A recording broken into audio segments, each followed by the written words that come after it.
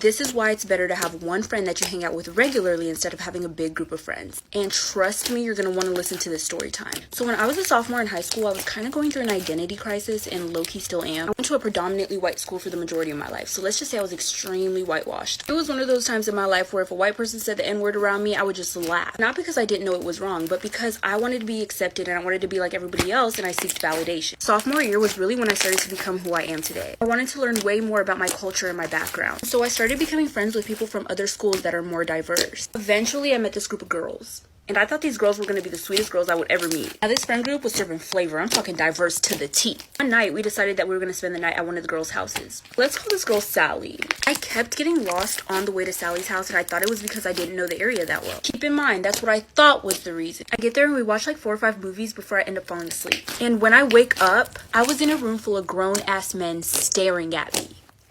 Storytime part 2 of why it's better to have one loyal friend instead of a big group of friends. I forgot to mention in part 1 that when I arrived, the men were already there. Mind you, we were in sophomore year. These men looked like they were in college. So I was already a little thrown off, but I trusted it because I was with my friend. When I wake up, these men are like staring at me. They try to look away really fast, but I could tell that they were staring at me. I start thinking the worst of the worst. I try to think of any possible way that I could get out of there, whether it was physically or mentally. So I pretend to fall asleep just to escape the reality of it. But then one of the men at the bottom of the bed starts rubbing my feet. I immediately kick my leg so I can get his hands off. Now I'm thinking he's gonna be mad and I'm gonna get fucking attacked. So I try to make small talk to loosen the tension. So I look at the guys and I'm like, hey, do you know where the girls went? One of them looks at me and says, oh, they went home. So I'm like, I thought this was Sally's house. And they say nothing. So at this point, I think I'm being set up. I try my best to not make it seem like I'm suspicious of them. I casually act like I need to pee. Walk into the bathroom and I see a window. Automatically something clicks in my mind, get the fuck out of there. Making part 3 right now. Part 3 of why you should have one loyal friend instead of hanging out with a big group of friends. So I go into the bathroom and there's a window. I'm thinking to myself, I would be so dumb. I would be so extremely incredibly stupid to go back into that room full of grown ass men that I've never met before, instead of making my escape through that window right here, right now. So I trusted my gut and I got the fuck out of there. Mind you, I'm in my PJs right now. No shoes, no socks. I'm making my great escape. Call me Pablo Escobar. While I was doing all of it, I was in disbelief. Like, I cannot believe that I'm escaping, like, right now. Like, this is actually insane. Like, I did what I believed was right at the moment. And honestly, that decision might be the reason why I'm alive right now. So I make a run for it. I immediately run to the front of the neighborhood. I hide behind some trees and then I call my sister. I call my sister instead of my parents because my mom was the one who drove me there. And if she knew that something bad happened, she wouldn't have let me go out again. I'm frantically explaining everything on the phone to my sister. She literally speeds to come get me. When she gets there, I immediately hop in her car and we get the fuck out of there. On our way home, I get a text from Sally. Last part is part 4. I'm making that right now.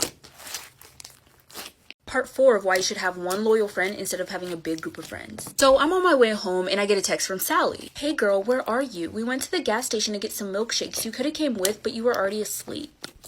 I didn't even respond. I just blocked all of them because I know damn well that they were not getting milkshakes. Because one, why didn't they wake me up to get milkshakes? Because I wasn't the first person to fall asleep. I'd never fall asleep first at somebody's house with a big group of people. I saw somebody else who looked like they were sleeping, so I thought that I was going to fall asleep too. Two, why were all those grown ass men there? Nobody told me that they were going to be there. Like I said, we were sophomores. These men were in college. Maybe even graduated from college. They were grown. 3, why would she lie about it being her house? 4, why did the boy say she went home? And remember when I said I kept getting lost because I didn't know the area? Once I went back to look through the messages that I had with those girls to see if there was anything fishy going on, I noticed that they were all sending me different addresses. Either one number would be off or a letter would be off. They definitely were planning something because they were trying to get me there late. I haven't seen or talked to those girls since then. Located on the 2nd floor, so sometimes kids would throw things out the window and try to hit the kids on the ground. And normally it would just be things like pencils or crumbled up pieces of paper, nothing that could really hurt anybody, right? But one day while we were taking a test, my teacher had realized she forgot something in her car, so she left us in the classroom by ourselves.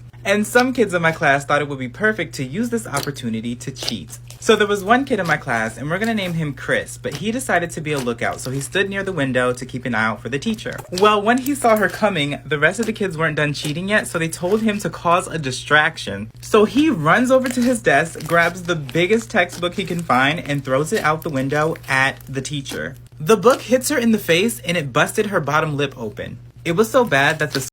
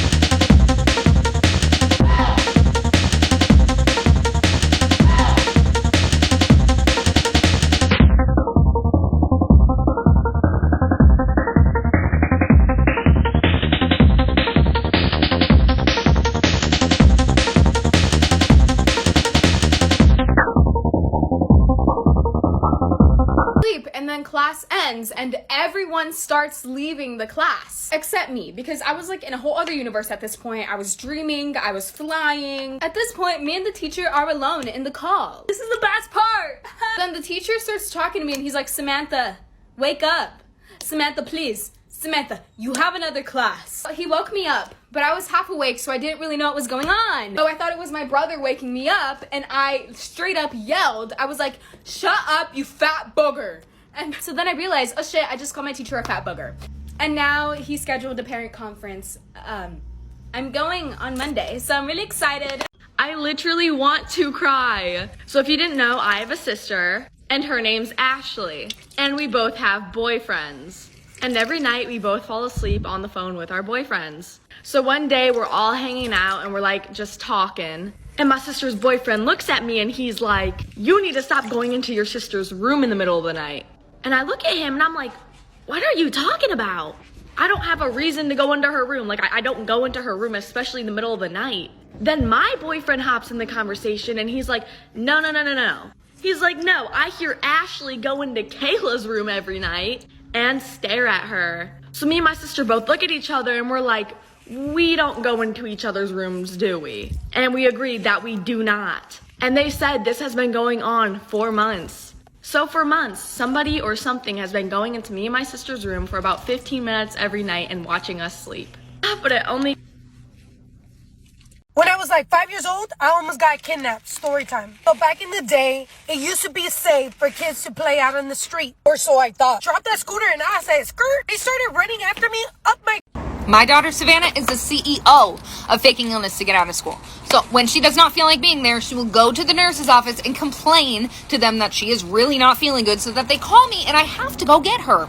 Well, one day after this happens, I walk into the administrative office and everybody is really concerned because Savannah is sitting in a chair like so dramatically like, hi, Mom. And like when I saw her, I burst out laughing. I was like, oh my God, are you okay? And everybody looked at me like I was some really bad mom. Like, oh my God, why aren't you more concerned? But as we were walking out, she was walking really slow and actually didn't look good. So even I was a little concerned. I was like, oh my God, honey, are you okay? Until we got to the car when Savannah looks at me and goes, you know what, Mom? I feel better now. And I was like, Savannah, are you serious? And she's like, Mom, do you maybe want to go to Starbucks and have like a girls' day? And I was like, honey, what kind of question is that? You know I do.